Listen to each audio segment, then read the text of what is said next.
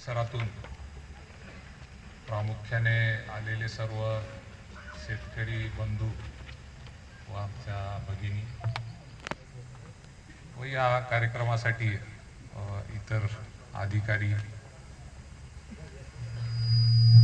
व विविध व्यावसायिक आले असतील तर त्या सर्वांचं सर्वप्रथम मी स्वागत करतो। त्याचबरोबर सुरुवातीलाच मी इथं जी शेतकरी उत्पादक कंपनी काम करते त्यांचं सर्वप्रथम अभिनंदन करतो की त्यांनी हा एक स्तुत उपक्रम जो आहे, आजचा कार्यक्रम जो आहे आणि खास करून तो पशुपालकांसाठी ठेवलेला आहे आणि त्या कार्यक्रमासाठी इतक्या मोठ्या संख्येने सर्व पशुपालक उपस्थित आहे आणि त्यामध्येही सगळ्यात महत्त्वाचा भाग म्हणजे महिलांचा जो सहभाग इथं दिसतोय तर तो खूप उल्लेखनीय आहे। तर याबद्दल मी सर्व या शेतकरी उत्पादक कंपनीचे डायरेक्टर असतील किंवा इतर सगळे ह्या उत्पादक कंपनीचे घटक असतील त्या सगळ्यांचं सर्वप्रथम मी अभिनंदन करतो। आज आपण या कार्यक्रमामध्ये पाहिले की प्रमुख विषय जो ठेवलेला आहे तो पशुपालनाशी संबंधित पशुधनाशी संबंधित हा विषय ठेवलेला आहे आणि आपण सगळे सुद्धा शेतकरी उत्पादक कंपनी सोबत त्या माध्यमातून जोडले गेलेलो आहोत। दुग्ध व्यवसायाच्या माध्यमातून आपण सगळे जोडले गेलेलो आहोत। या पशुधनाच्या विषयासोबत आणखीन दोन विषय सुद्धा ठेवलेले आहेत, तेही तेवढेच महत्त्वाचे आहेत। नाही तर बऱ्याच वेळा आपण काय करतो की एखादं काम करत असतो तर चाकोरीबद्ध पद्धतीनं त्याच कामामध्ये आपण व्यस्त असतो, पण या कार्यक्रमाच्या माध्यमातूनही त्यांनी एकच विषय न ठेवता पशुधनाशी निगडीत बायोगॅसचा एक विषय ठेवलेला आहे। कारण आपल्याला माहिती आहे की पशुधनापासून आपल्याला खूप चांगलं शेण जे आहे ते मिळतंय आणि याच्यापासून आपण कसं त्या बायोगॅसची निर्मिती करू शकतो, तर तोही विषय त्यांनी ठेवलेला आहे। आणि दुसरा जो विषय आहे की विषमुक्त शेती। आपण मागच्या खास करून 2-3 वर्षापासून पाहतोय की सगळ्यांकडे एक विषय आहे तो प्रामुख्याने बोलला जातो आणि खास करून शहरामध्ये आपण पाहिलं तर ह्या मागच्या कोविड-19 नावाचा आजार आपण पाहिला, कोरोना नावाचा आजार आपण पाहिला आणि याच्यानंतर एक मोठी जनजागृती झाल्यासारखी झाली। काय तर आपल्याला जे खायचं आहे ते विषमुक्त आपण खाल्लं पाहिजे आणि कशासाठी खाल्लं पाहिजे तर ते खाल्ल्यामुळं आपल्या सगळ्यांची तब्येत जी आहे ती चांगली राहील। तर तो विषय सुद्धा आजच्या कार्यक्रमामध्ये ठेवलेला आहे। तर आपल्याला या तिन्ही विषयाची माहिती मिळणार आहे, पण आपल्यासमोर मी जो उभा आहे तो पशुधनाशी निगडीत तुम्हाला काही गोष्टी ज्या आहेत त्या सांगण्यासाठी मी तुमच्यासमोर उभा आहे। त्याचबरोबर मी काही गोष्टी तुम्हाला सांगणार आहे, त्याचबरोबर काही गोष्टी मी तुम्हाला विचारणार सुद्धा आहे। मग तुम्ही उत्तर द्यायला तयार आहात का? आवाज येत नाही आहे कोणाचा बहुतेक। हो, कारण मला वाटतंय प्रास्ताविक करताना तुमचे कादे साहेब सांगत होते म्हणजे सगळ्या गोष्टी त्यांनी सांगितल्या की 1 वर्षापासून कसं चांगलं काम चालू आहे आणि इतक्या मोठ्या संख्येने सगळे शेतकरी जोडले गेले आहेत। तर याच्याहून मलाही एक गोष्ट लक्षात येते की तुम्ही सगळे हा व्यवसाय करायला तयार आहेत। तर आपण मी जी माहिती सांगणार आहे याची सुरुवातच आपण थोडी वेगळ्या पद्धतीनं करूया। बघा, आपल्या इकडं खूप साऱ्या वर्षापासून काही गोष्टी प्रचलित झालेल्या आहेत आणि त्याची सवय सुद्धा आपण पाडून घेतलेली आहे आणि त्याच्यामधली एक गोष्ट कुठली आहे मग? पशुपालन किंवा दुग्ध व्यवसाय असेल। पशुपालनामध्ये 3 व्यवसाय प्रामुख्याने येतात। दुग्ध व्यवसाय प्रमुख आहे, त्याच्यानंतर बकरी पालन आहे, त्याच्यानंतर कोंबडी पालन, असे 3 व्यवसाय आहेत। आणि आपण मागच्या काही वर्षामध्ये काय गोष्ट प्रचलित केली? माझ्यासारखे अधिकारी असतील किंवा तुमच्यासारखे शेतकरी असतील किंवा इतर कोणी असतील, पशुपालन हा कसा व्यवसाय आहे म्हणून सांगतो आपण? तुमच्यापैकी कोणीतरी एकाने सांगावं, काय म्हणतो आपण? पशुपालन कुठला व्यवसाय आहे? हा, एकदम बरोबर। बघा, त्यांनी एकदम मला अपेक्षित होतं ते उत्तर मिळालं। पशुपालन आपण काय म्हणायचो? जोड व्यवसाय आहे। मी जोड व्यवसाय करतोय, मी शेतीपूरक व्यवसाय करतोय किंवा मी जोडधंदा करणार आहे, अशा पद्धतीनं हे सगळं चालू होतं. पण कार्यक्रमाच्या सुरुवातीलाच मी तुम्हाला सांगू इच्छितो की हा जोड व्यवसाय किंवा दुय्यम व्यवसाय आता राहिलेला आहे का? अगोदरही नव्हता माझ्या मते. आता तर 100% हा दुय्यम व्यवसाय राहिलेला नाहीये, जोड व्यवसाय राहिलेला नाही. मग कसा झालेला आहे? तर हा एक प्रमुख व्यवसाय झालेला आहे. आणि हे मी तुम्हाला मार्गदर्शन करते वेळी पटवून देणार आहे. ह्या गोष्टी तुम्हाला माहिती आहेत, बऱ्याच गोष्टी आपल्याला माहीत असतात, पण आपण त्या समजून घ्यायला फक्त तयार नसतो. आणि आपली सुरुवातच चुकीच्या पद्धतीनं झालेली आहे. सुरुवात कशी झाली मग आपली? तर हा जोडधंदा आहे, दुय्यम व्यवसाय, अशी चुकीची व्यवसाय आपण करून घेतलेली आहे. त्याच्यामुळं आपण पाहिलं की आत्ताच पश्चिम महाराष्ट्राचं उदाहरण आपण पाहत होतो की तिकडचे जिल्हे सधन वगैरे आहेत. पण माझ्या मते तेही लोक म्हणाव तसे पुढे गेलेले नाहीत. कारण दुग्ध व्यवसायामध्ये आपल्या हातून नकळत छोट्या छोट्या चुका होत आहेत. खूप मोठ्या चुका मी त्याला म्हणणार नाही, पण छोट्या छोट्या चुका होत आहेत. कुठल्या छोट्या चुका होत आहेत त्याची पडताळणी आपल्याला करावं लागेल. आणि जेव्हा तुम्हाला या चुका कळतील तेव्हा तुम्हाला असं लक्षात येईल की इतके दिवस माझ्या आयुष्यातले मी जे आहे ते खूप सारे वाया घातलेले आहेत. कशामुळं? कारण ह्या गोष्टी मला माहीत होत्या, पण मी याची पडताळणी कधीच केली नाही. आणि पडताळणी न केल्यामुळं काय झालं? माझी आर्थिक परिस्थिती जी चांगली असायला पाहिजे होती, ती आर्थिक परिस्थिती आज बिकट परिस्थितीतून आपले सगळे शेतकरी बांधव जात आहेत. माझ्या मते शेतकरी हा प्रथम स्थानावर असला पाहिजे. कशाच्या बाबतीत? आर्थिक परिस्थितीच्या बाबतीत. पण आज परिस्थिती आपण काय पाहतोय? शेतकरी हा शेवटच्या क्रमांकाला जाऊन बसलेला आहे. इतर सगळे व्यावसायिक असतील, नोकरदार असतील, हे कुठं आलेले आहेत? मग हे प्रथम क्रमांकावर आलेले आहेत. आणि ही आपल्या देशासाठी खूप गंभीर अशी बाब आहे. कशामुळे बाब आहे गंभीर? कारण आपण पाहिलं की आपल्या देशामध्ये नोकरदार वर्ग मोठा आहे, व्यावसायिक वर्ग मोठा आहे का शेतकरी वर्ग मोठा आहे? शेतकरी वर्ग मोठा आहे. 99% म्हणलं तरी चालेल. कारण सगळे आपले शेतकरी जे आहेत ते शेती करतात आणि शेती हा सगळ्यात मोठा व्यवसाय म्हणलं तरी चालेल. पण परिस्थिती पाहताना आपण काय पाहतोय? आर्थिक दृष्ट्या सगळ्यात पिछेहाट जी झालेली आहे ती शेतकऱ्याची झालेली आहे. आणि याच्यासाठी कारणीभूत आपण सगळ्यांना नाव ठेवत असतो की याच्यामुळे मी मागे आहे, शेतकरी याच्यामुळे मागे आहे, त्याच्यामुळे. पण अशी परिस्थिती नाहीये. याच्यासाठी प्रमुख कारण आहे ते म्हणजे आपण स्वतःमुळेही मागे पडलेलो आहोत. आणि याचे कारण काय आहेत मग? स्वतःमुळे कशामुळे मागे पडलो? एक तर आपण माहिती घ्यायला कोणाकडे गेलो नाही. मला सांगा तुमच्यापैकी किती शेतकरी आहेत ज्यांनी दुग्ध व्यवसायासाठी माहिती घ्यायला ते एका योग्य माणसाकडे गेले? किती जण आहेत तुमच्या ज्यांच्याकडे आज घडीला दुग्ध व्यवसाय चालू आहे?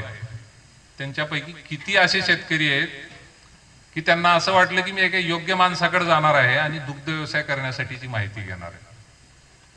बघा, म्हणजे बोटावर मोजणे इतके सुद्धा शेतकरी आपल्याला दिसणार नाहीत.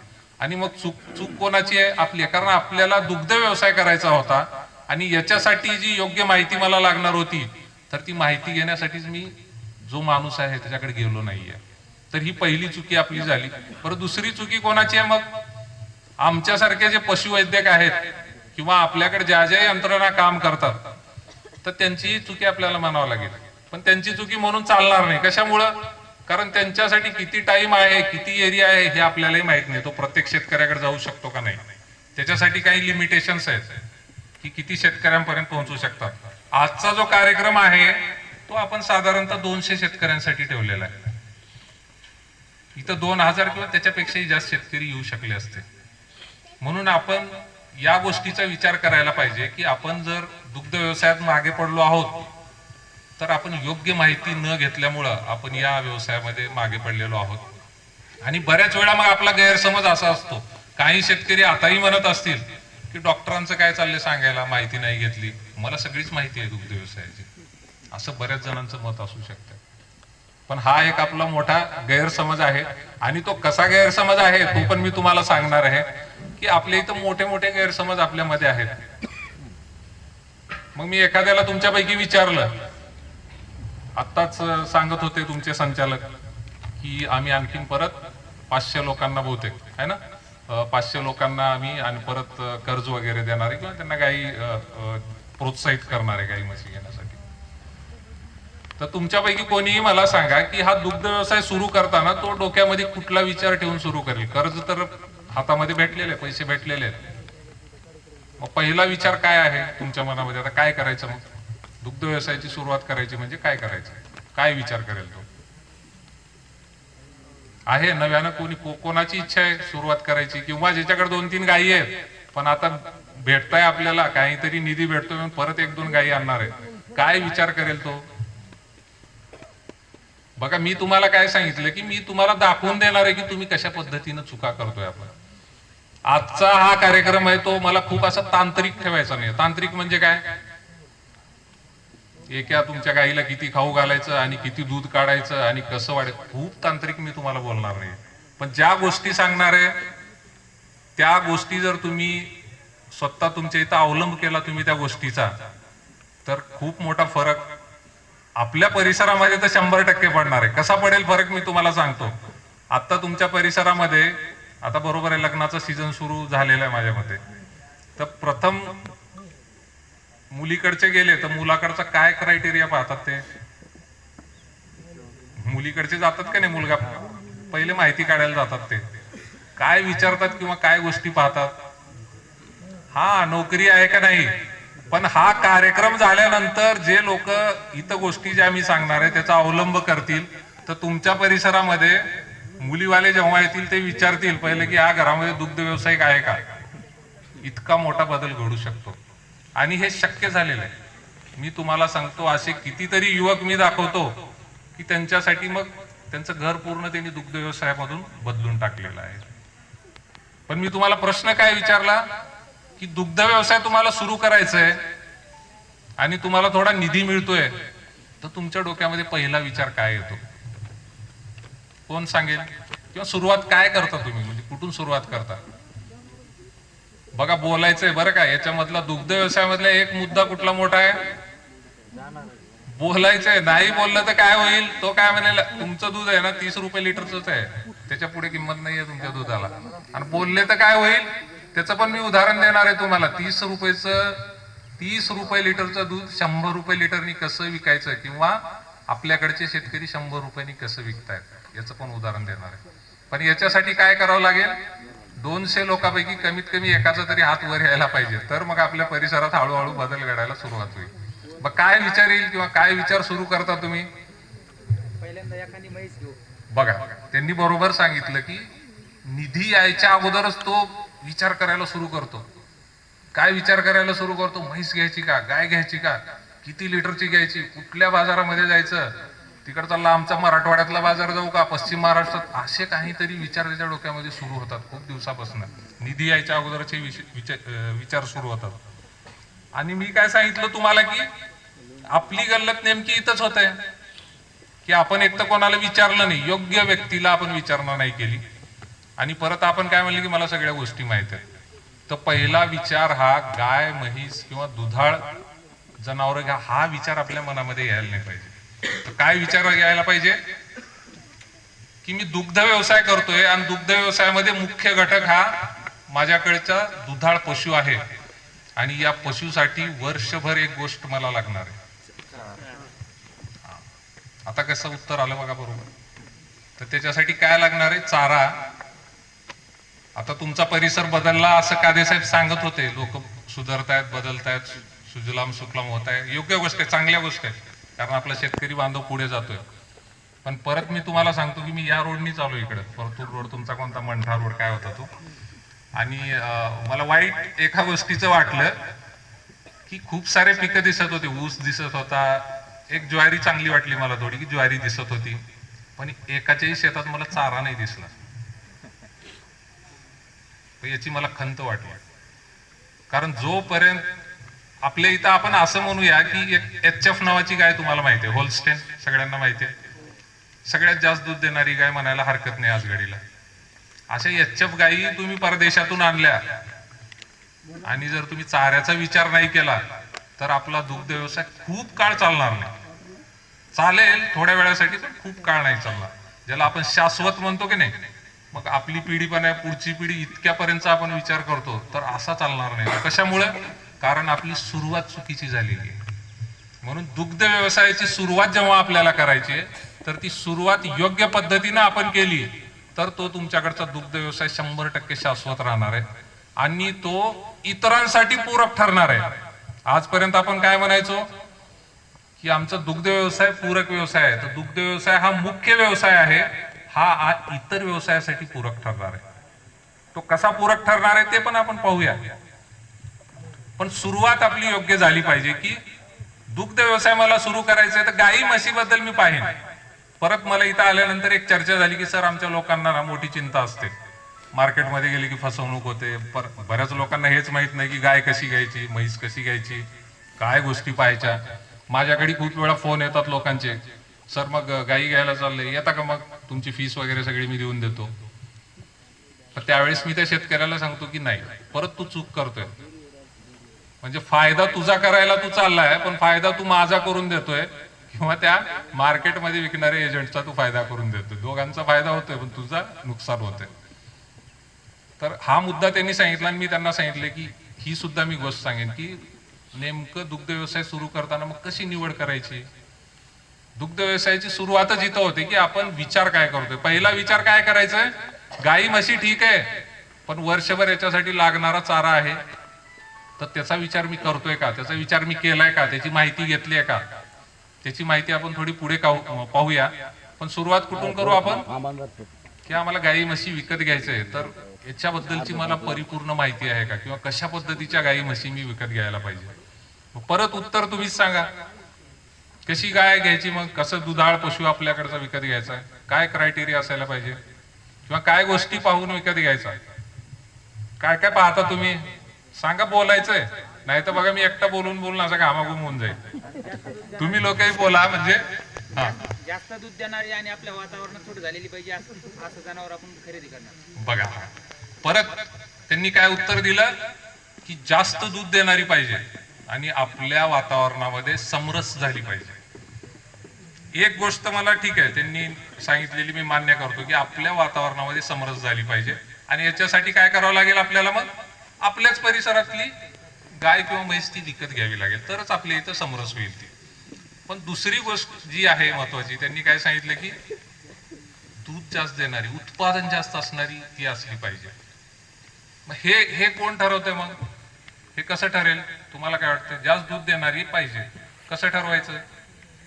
आता खूप जणांनी नवीन गाई म्हशी विकत घेतल्या, शक्य झालं का तुम्हाला जास्त देणाऱ्या गाई म्हशी भेटल्या का, मग भेटल्या का. बरेच जण असे असे असे असे करतात, मला लक्षात येत नाही हो का नाही, नाही भेटल्या.